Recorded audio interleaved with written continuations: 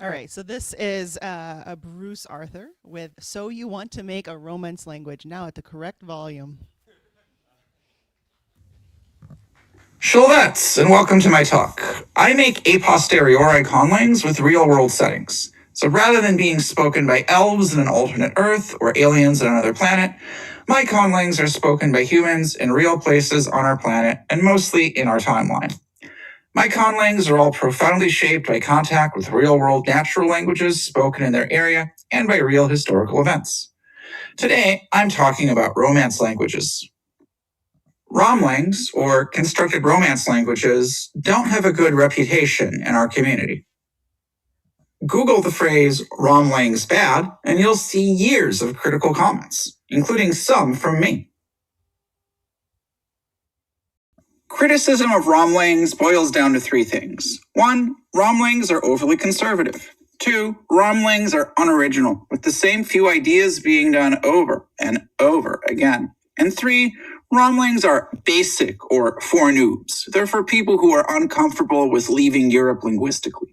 Real conlangers don't just recreate their native language, they go out and get inspired by says noun cases or Amazonian grammatical evidentiality or Austronesian alignment.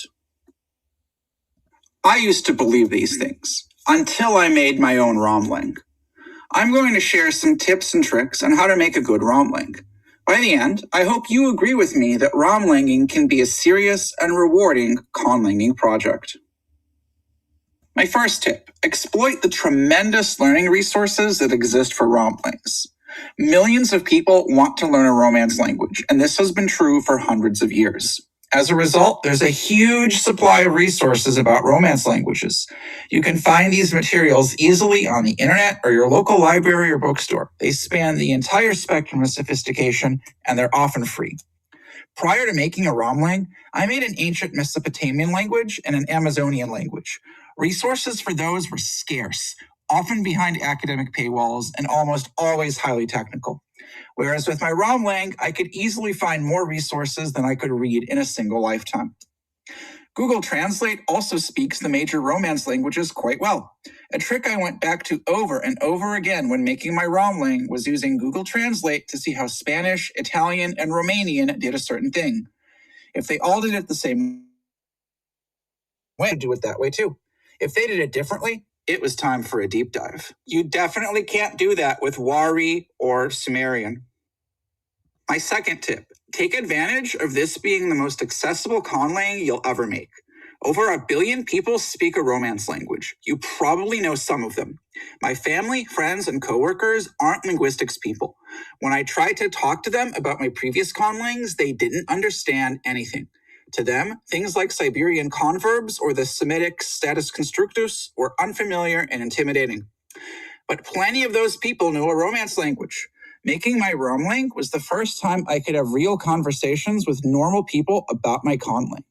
My wife speaks Spanish as a second language, and she could understand bits of my romlang through cognates alone. My previous ones were nonsense to her. I could talk to my Italian coworkers about how some Romance languages kept Latin geminate consonants while others didn't, and they nodded along in understanding. When I was evolving my romlang subjunctive, I was able to have a deep conversation about it with a friend who knew nothing about linguistics, but happened to speak Portuguese. A significant chunk of the Earth's population can probably make partial sense of your romlang just by seeing or hearing it, even before they read the textbook or descriptive grammar you'll eventually write. That's special. When I started my romlang, I just assumed I could skip Latin entirely and evolve it from Proto-Romance. I assumed that somewhere out there on the internet, there was a free, comprehensive, and authoritative reconstruction of Proto-Romance. I was wrong. Proto-Romance isn't a real thing. It's a model, and different linguists have different versions of it. If you have one paper with 200 reconstructed Proto-Romance words and another one with 150, you don't have 350 reconstructed Proto-Romance words, because plenty will overlap and contradict each other. Also, if you're able to buy all those academic Proto-Romance papers and textbooks, congrats, you have more spare money than I do. Just buy a cheap Latin textbook. Start with the classical language, evolve it into Proto-Romance yourself. You can find a list of sound changes online. Wiktionary is extremely comprehensive about Latin and Romance. Any Latin word you want to evolve, look it up on Wiktionary first to see how real Romance languages use it, if they do at all. And you need to know if they were inherited or if they were medieval or modern learned borrowings. In Western Europe, Romance languages didn't just evolve from Latin, they coexisted with Latin for over 1,000 years. If someone like Dante lacked a word in their native Romance language, they could borrow one from the classical Latin that they also spoke. 19th century Romanian nationalists borrowed tons of Latin and French words to stress the fact that they were all literally Trajan. This is something your Romlang speakers can do if they also know Latin. But if your Romlang is spoken somewhere where speakers lost touch with Latin, you need to ensure you don't include Latin words that survive into Romance only as learned borrowings. Let's talk about localization. If all you do is apply 1,500 years of sound changes to classical Latin, you will end up with something that looks generic and uncreative. You also miss out on one of the things that makes Romlanging great, the fact that the real-world setting of Romance languages can do much of the world-building work for you. Investing a lot of time in localizing your Romlang to its particular history is what elevates it from just another Romlang to something that looks real. I'll spend a few minutes now talking about my Romlang, Latsinu. It's spoken in Abkhazia, which is a disputed territory that's legally considered part of the Republic of Georgia, but is de facto independent and under Russian influence. Within Abkhazia, which is a real place, I picked the city of Pitsunda, since there was a documented Roman and later Byzantine military garrison there for hundreds of years. Latsinu was heavily influenced by Koine and Byzantine Greek in its early stages, and then had contact with Old Georgian, Ottoman Turkish, and Russian. Of course, during the entire time, it was being spoken alongside Northwest Caucasian languages like Abkhaz and Circassian. Here's a big list of Areal features that Latsinu developed. I evolved Latsinu diachronically, so at first I was working with a proto-language spoken in Byzantine times. People told me that the proto-lang reminded them of Sardinian or of a Greek person trying to speak Spanish. Once I added all of these contact features, it looked and sounded quite different from any other language. And I'd never have gotten there just by mutilating Latin. To make it really stand out, I had to layer in contact features. I don't have time to discuss every contact feature in Latsinu, so I'll focus on verb transitivity. After early contact with Northwest Caucasian languages, which have a lot of intransitive stative verbs, some common Proto-Latsinu verbs shifted to have entirely intransitive meanings, some becoming statives. This required Latsinu speakers to innovate new verbs for transitive meanings.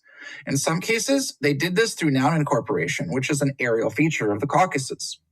So for example, Proto-Latsinu's verb for to eat shifted to have a stative meaning of is rich. And so speakers coined a new verb for the transitive action of eating that derives from incorporating the Greek noun for food into the Greek verb for to take, so literally food take.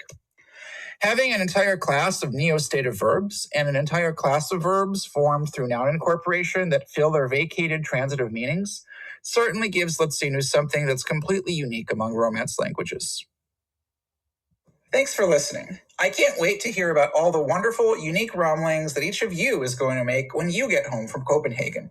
Perhaps next year, you will be at LCC giving a talk on your Romlang.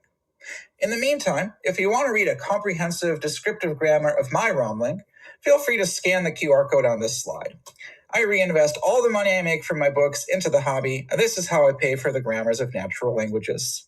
Kusiu! Okay, thank you to Bruce Arthur for this Romance language guide and suggestions and descriptions.